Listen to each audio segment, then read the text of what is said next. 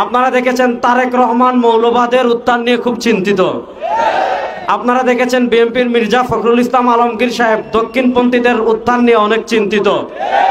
আপনারা দেখেছেন বিএনপির আরেক পাগলা আছে ফজলু, আমরা বলি এর জন্য দ্রুত ইনজেকশনের ব্যবস্থা করেন। আওয়ামী লীগের টাকলা মুরাদ যেভাবে এই দেশে থাকতে পারে নাই, বিএনপি ফজলু যদি আলেমদেরকে নিয়ে বাড়াবাড়ি করে, আলেমরা তার দীপ্ত জবাব দেওয়ার জন্য 24 ঘন্টা প্রস্তুত আছেন।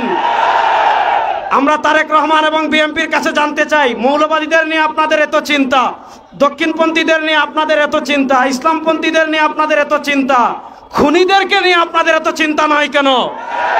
গত 1 বছরে আপনাদের কর্মীরা একজন আরেকজন 100 জনের বেশি কর্মীকে তারা খুন করে ফেলেছে। আমরা জানতে চাই, চাঁদাবাজদের নিয়ে আপনাদের এত চিন্তা নয় কেন? সুরদের নিয়ে আপনাদের এত চিন্তা নয় কেন? আপনাদের কর্মীরা বালু চুরি করে, সিলেটের পাথর চুরি করে।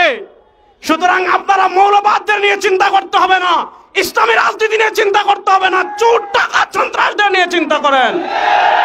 2 নম্বর আরেকটা কথা বলবো, 2024 সালের জুলাই আগস্টের গণবিপ্লবের মাধ্যমে আমরা ভারতের আধিপত্যবাদকে পরাজিত করেছি।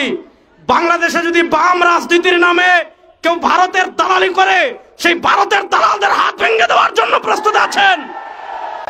আপনারা দেখেছেন আমাদের বাংলাদেশের বরেণ্য 2 জন শিক্ষাবিদ, ডক্টর সরওয়ার এবং ডক্টর আসিফ মাহতাব উৎস, তারা এই উম্মার তন্ত্র প্রহরী, বাংলাদেশের সভ্যতার অন্যতম পাহারাদার। তাদেরকে বাংলাদেশের একটা কুলাঙ্গার তাদেরকে হত্যা করার হুমকি দিয়েছে। যে হত্যা করার হুমকি দিয়েছে তার পক্ষ নিয়ে এদেশের বামরা বিবৃতি দিচ্ছে। আমরা স্পষ্ট ভাষায় বলি, ডক্টর সরওয়ার এবং ডক্টর আসিফ মাহতাব এদেশে একা নয়, তার সাথে বাংলাদেশের সকল মুসলমান আছে। তাদের 100 পশম যদি বাংলাদেশে কেউ বাঁকা করতে চায়, কিয়ামত হয়ে যাবে, কিয়ামত হয়ে যাবে। আমরা যেই নিয়তে তাহাজ্জুদ পড়ি, ওই নিয়তে ইসলামী আন্দোলন করি। আমরা যেই নিয়তে রোজা রাখি, ওই নিয়তে আমরা ইসলামী আন্দোলন করি। যেই নিয়তে নামাজ পড়ি, ওই নিয়তে ইসলামী আন্দোলন করি। আমরা আদর্শের রাজনীতি করি।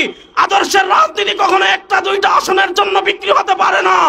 ইনশাআল্লাহ এবার যদি কেউ না থাকে বাংলাদেশে ইসলামের পতাকাকে বুলন্দ করার জন্য, কালেমার পতাকাকে বুলন্দ করার জন্য, বিশ্বাস চরমনায় সৈনিকেরা প্রস্তুত আছেন না নয়? আবার আপনাদের সাথে দেখা হবে ইনশাআল্লাহ। আসসালামু আলাইকুম।